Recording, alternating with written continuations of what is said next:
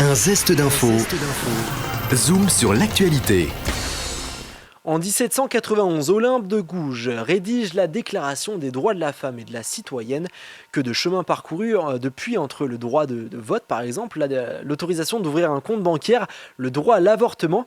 Quels sont, selon vous, les temps forts en matière de droits des femmes? C'est la question que Julien Frénois est allé vous poser. Le droit de vote, le droit d'avoir un compte bancaire, et puis l'intervention de Simone Veil. Des droits de la femme. Ouais. C'est un peu chaud là.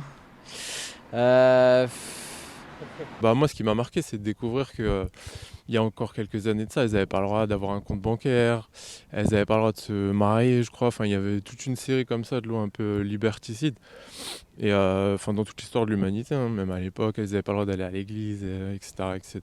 Oui, le droit de vote, de travailler, voilà.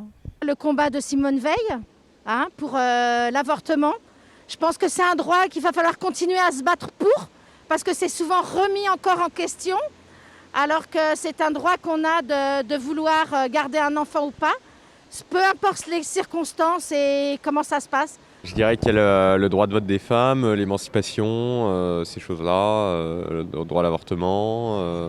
Le droit de vote aussi, qu'on a eu le droit aussi. Et puis le droit de travailler, parce que les femmes ne pouvaient pas travailler dans le temps.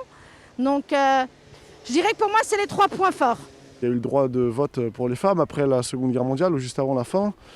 Mais je pense que c'est important de continuer à avancer dans le sens où les femmes doivent avoir les mêmes droits que les hommes, c'est quand même important. Pas que les femmes, aujourd'hui, c'est pas tout à fait le cas. Il y a des femmes qui gagnent moins que les hommes alors qu'elles ont le même poste. Je trouve pas que ce soit justifié forcément. Simone Veil, la pilule, le droit de vote.